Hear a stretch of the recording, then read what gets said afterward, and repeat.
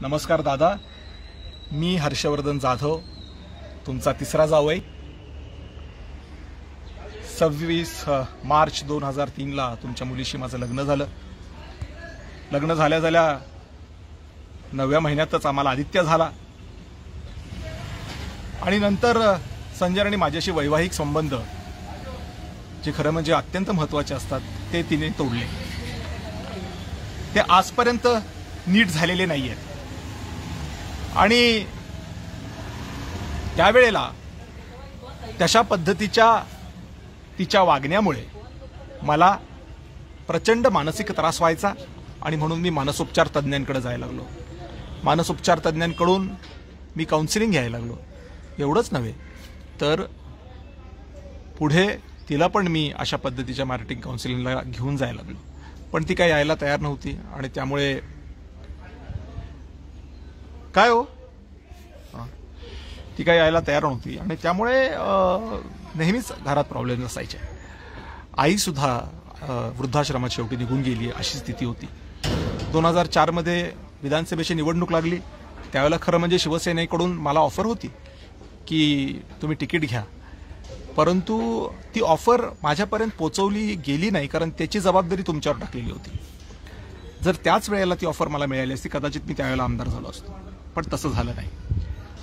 निवडणुकीसाठी लागणारा पैसा जो असतो तो सुद्धा पैसा माझ्याकडे नव्हता, त्यामुळे मला तो पैसा उभा करण्यासाठी माझा बंगला खडकेश्वरचा विकावा लागला। लोकांना असं वाटतं की ते पैसे तुम्ही मला दिले, पण आमचा 12,000 स्क्वेअर फीटचा बंगला विकला गेला त्या इलेक्शनमध्ये, हे कोणाच्या लक्षात राहत नाही। 2004 मध्ये मी पडलो। 2009 मध्ये पुन्हा ज्या वेळेला निवडणुका आल्या मी पुन्हा उभा राहिलो, तेव्हाही पैसे नव्हते। त्यावेळेला आम्ही आमची जमीन विकली मिटमिटाची, जी तुम्हीच घेतली, अत्यंत कमी दरात घेतली। ऑन रोड येलो बेल्ट मधली जमीन तुम्ही 8.5 लाख रुपये एकरने घेतलेली आहे, पण आम्हालाही गरज होती त्यामुळे आम्ही काही म्हणालो नाही। 2009 मध्ये मी आमदार झालो। 2014 मध्ये पुन्हा विधानसभेच्या निवडणुका लागल्या। त्या निवडणुकीमध्ये जे काही मित्रमंडळांनी आम्हाला मदत केली त्याच्यातून 2014ची निवडणूक आम्ही लढलो, जिंकलो। 2019च्या निवडणुकीमध्ये सुद्धा पहिल्यांदा लोकसभा लागली। मोठ्या प्रमाणामध्ये माझं काम मतदारसंघात असल्यामुळे जिल्ह्यामधल्या लोकांना वाटायचं की हाच काहीतरी करू शकतो आमचं, म्हणून त्यांनी मला संधी द्यायचा प्रयत्न केला। त्यावेळेलाही काँग्रेस आणि अजून एक पक्ष तिकीट द्यायला तयार होता, पण त्यांचं म्हणणं होतं की आम्हाला मध्यस्थी कोणीतरी पाहिजे आणि त्यावेळेला तुम्ही मध्यस्थी व्हायला तयार झाला नाहीत। याला साक्षीदार अनेक पत्रकार आहेत। लोकसभा लढलो, स्वतःच्या हिमतीवर लढलो, स्वतःच्या नावावर लढलो आणि त्या ठिकाणी मला 2,83,000 मतं मिळाली, म्हणजे ते काय तोंडाचा खेळ नाहीये। त्याच्यानंतर विधानसभा लागली आणि लोकसभेमध्ये पैसे पूर्ण माझ्या मित्रांनी खर्च केल्याच्या नंतर कोणाकडेच पैसे उरले नाहीत, त्यामुळे गाड्या विकून 2019ची विधानसभेची निवडणूक मी लढायची ठरवली। तसं केलं आणि तसं केल्याच्या नंतर त्या ठिकाणी बऱ्याच वेळेला बऱ्याच ठिकाणून अशा पद्धतीची आवाज ऐकायला मिळाले की किशोर पवार जे चापानेरचे उभे राहिलेले आहेत ते बबनराव लोणीकरांचे जावई आहेत आणि बबनराव लोणीकर हे तुमचे खास आहेत, त्यामुळे तुम्ही जोपर्यंत म्हणत नाही तोपर्यंत किशोर पवार उभा राहू शकत नाही, त्यामुळे हे कुठेतरी तुम्हीच केलंय अशा पद्धतीचा वास त्याच्यामधून येत होता। पण मी ते सहन केलं आणि 2019ची विधानसभा सुद्धा मी लढलो। 2019च्या विधानसभा लढल्याच्या नंतर प्रचंड पैसे ची कमतरता मला भासली। मी अत्यंत अडचणीत होतो आणि ही अडचण असल्यामुळे खूप त्रास मला झाला आणि अनेक गोष्टी मध्यंतरीच्या काळात झाल्या।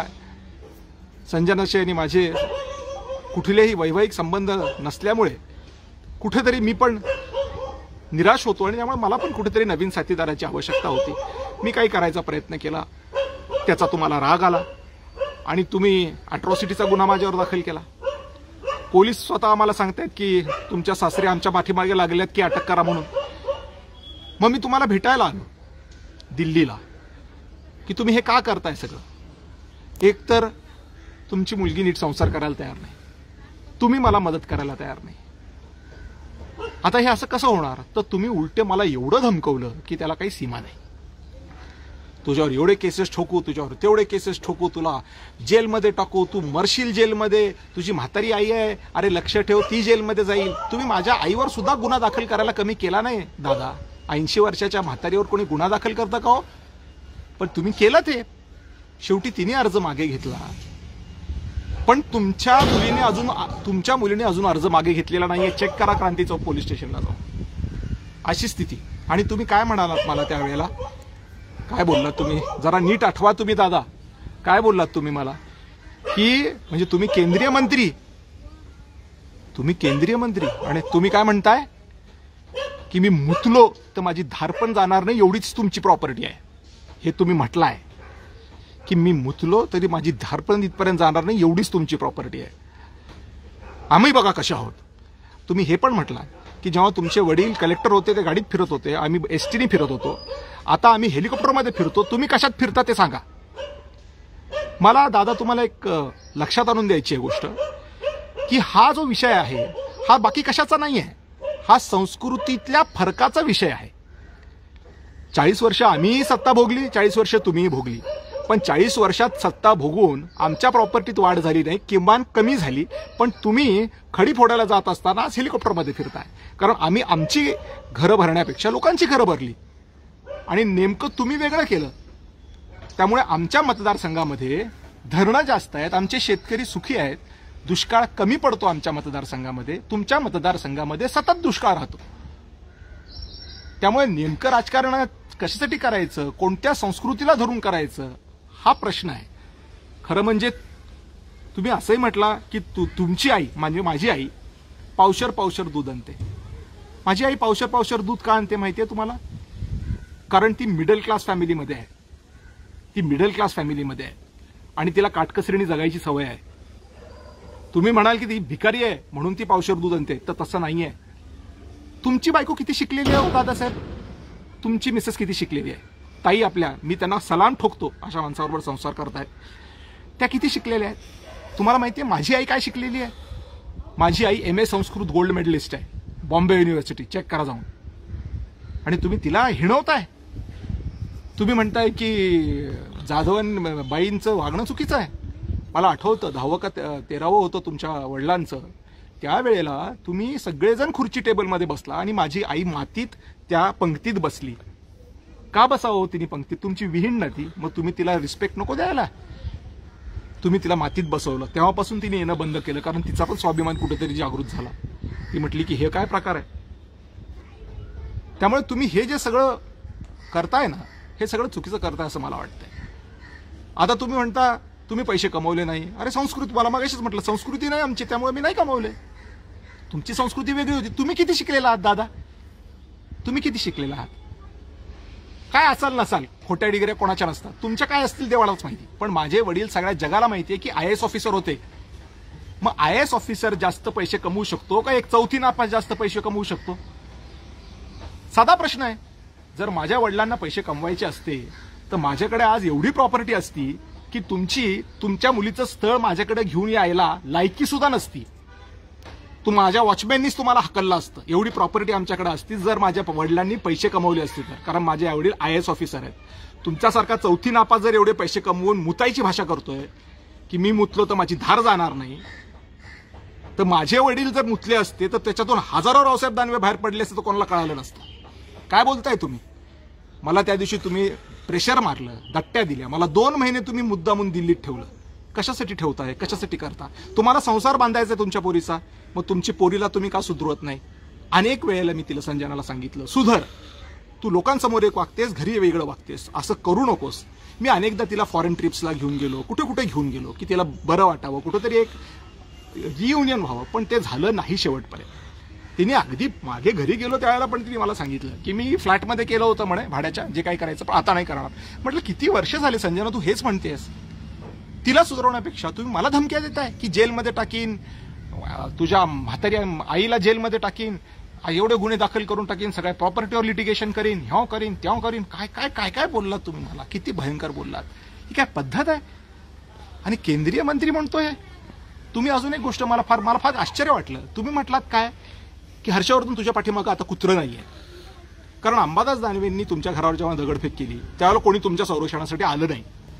दादा, मी अतिशय विनम्रपणे तुम्हाला सांगतो की मला लोकसभेत 2,83,000 मतं हर्षवर्धनच्या नावानेच मिळालेली आहेत आणि विधानसभेत सुद्धा 60,000 मतं हर्षवर्धनच्या नावानेच मिळालेली आहेत.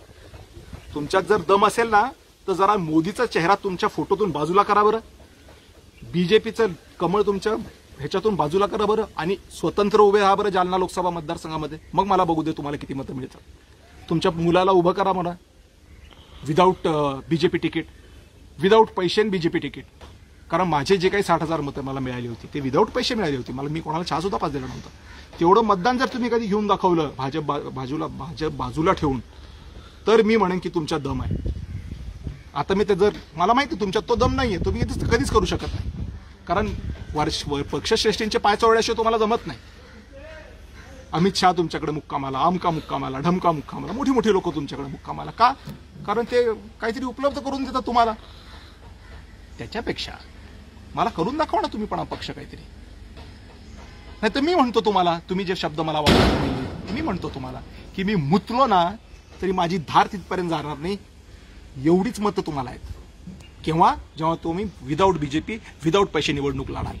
जेव्हा विदाऊट बीजेपी आणि विदाऊट पैसे निवडणूक लढाल तेव्हा तुमची खरी लायकी तुम्हाला कळेल. आणि मग माझ्या प्रॉपर्टीच्या संदर्भात मुतण्याची भाषा तुम्ही बंद करा. तुम्हाला असं वाटतं फार फडफड करतोय, याला कुठेही धरून कापून टाकू.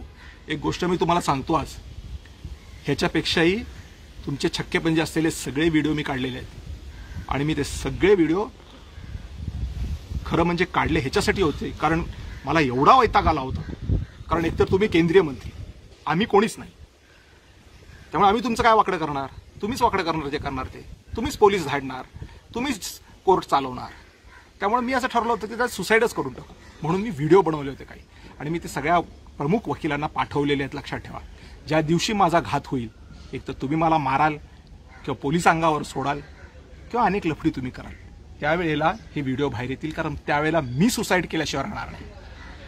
आणि जर मी सुसाईड केलं ना तर तुमचे 12 वाजतील. एवढं लक्षात ठेवा. तुम्ही मला जास्त ताणू नका. तुमच्या मुलीला तुम्हाला आमदार पाहायचं आहे ना, करा. माझं काही म्हणणं नाहीये. किंबहुना तुम्हाला खोटं वाटेल की जर आयुष्यात कोणाशी प्रेम केलं असेल तर तिच्यावर केलं होतं, पण तिला माझ्या प्रेमाची किंमत नाही कळाली. तिला मी आमदार करायला तयार आहे. तुम्ही म्हणा तू कोण आमदार करणारा, तुझी काय लायकी आहे? माझी लायकी माझी 60,000 मतं आहेत जी मला फुकट मिळालेली आहेत. मी 5 पैसे कोणाला दिले नाही, 5 रुपयाची चहा कोणाला पाजलेली नाहीये, तरी मला एवढी मतं आहेत. मी मगाशीच तुम्हाला म्हटलं दाखवा ना तुम्ही पण अपक्ष राहून 60,000 मतं मिळवून, मग म्हणेन तुम्ही खरे पाटील आहात म्हणून. पण मी तुमच्या मुलीला आमदार करायला तयार आहे. मी तसं पहिलेच व्हिडिओ टाकलेला आहे की त्याच्यापासून तुम्हाला प्रॉब्लेम काय आहे की हर्षवर्धन थोडासा आता मागे यावा आणि आपली मुलगी पुढे जावी. हरकत नाही. प्रत्येकाला वाटतं. माझ्या आईला पण आमदार केलंच होतं लोकांनी. काय की सुनांना आमदार करत नाहीत का लोक? करतात ना. तुमच्या पण मुलीला करतील. पण त्याच्यासाठी तुम्ही हे एवढे सगळ्या भानगडी कशासाठी करताय? आणि तुम्ही म्हणताय मी तर मला जावई एवढा आवडतो, माझी एवढी काळजी आहे मला जावयाबद्दल.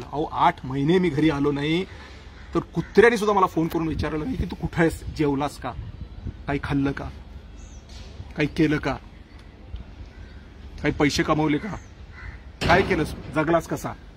हे कोणी म्हटलं? कोणी तुमच्याकडनं आलं नाही. मेला तर मरू द्या. आणि आज तुम्हाला सगळी चिंता माझी पडली आहे. कसं काय हो अचानक?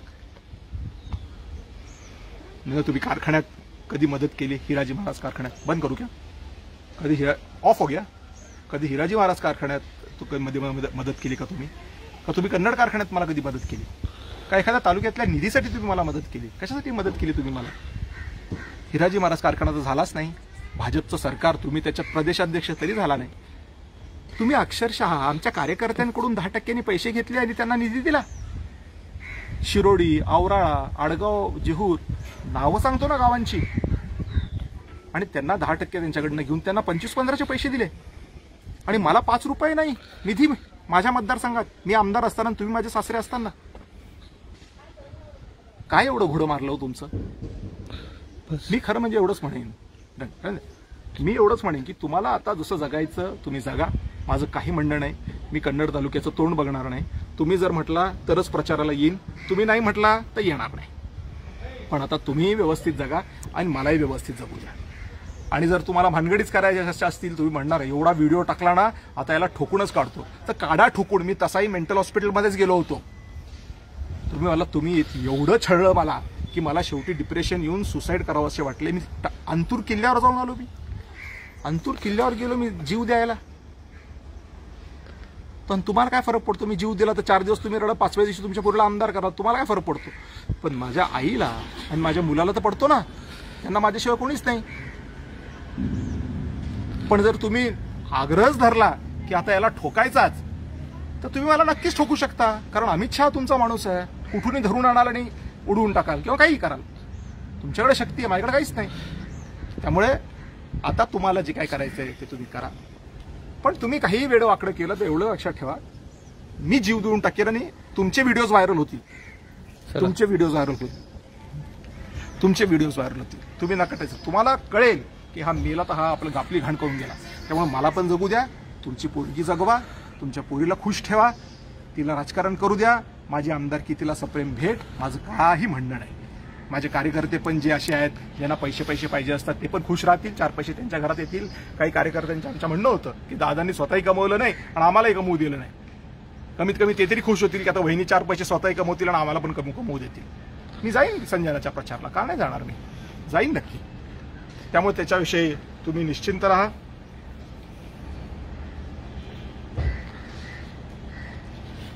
हर्ष बहुत चटके लग रहे हैं. अरे लगने दो, कुछ नहीं,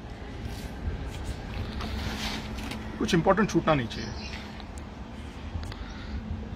16 मिनट हो गए ना अभी. हाँ ठीक है.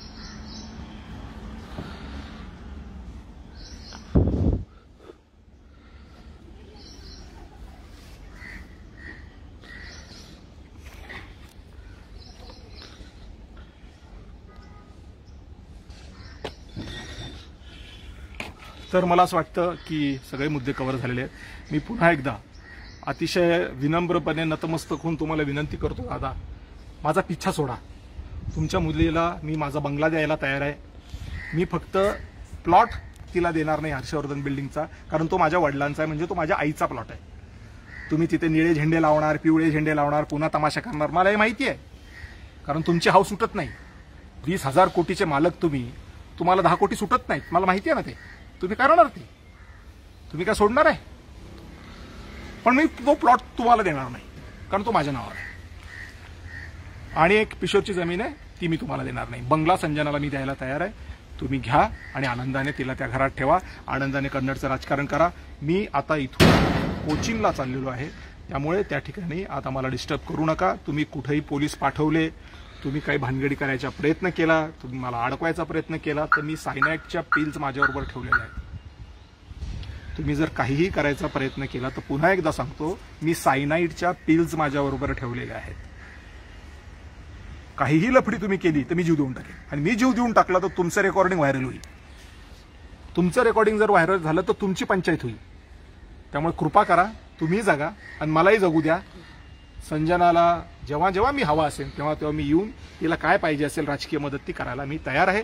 पण आता मी संजनासोबत संसार करू शकत नाही. तुम्ही माझा खून केला तरी चालेल, पकडून मारलं तरी चालेल, कारण तुम्ही तेच करू शकता. गुंडगिरीच्या पलीकडे तुम्हाला येतच नाही काही. केंद्रीय मंत्री म्हणतोय, केंद्रीय मंत्री कशाला म्हणतात? केंद्रीय मंत्री भाषा काय वापरतोय? मी मुतलो तर धार जाणार नाही माझी. अहो, झोपडपट्टीतले लोक सुद्धा ही भाषा वापरत नाहीत की मी मुतलो तर धार जाणार नाही माझी. तुम्ही केंद्रीय मंत्र्याच्या खुर्चीत बंगल्यात बसून बोलताय आणि धमकवताय मला की तुला आत्ता अटक करतो आणि टाकतो आतमध्ये. टाका बाबा आतमध्ये, लावा माझ्या पाठीमागे हजारो खोट्या केसेस. ही म्हटली, ती म्हटली, ही म्हटली प्रॉस्टिट्यूशन केलं, तिने म्हटलं असं केलं, तिने म्हटलं असं केलं. खोट्या गोष्टी तुम्ही काही करू, कारण तुम्ही शेवटी सत्तेत आहे. सत्तेतल्या माणसाशी पंगा घेणं सोपं नाहीये, पण मी घेतोय. का? कारण मला तुम्ही तसंही ठेवत नाहीये.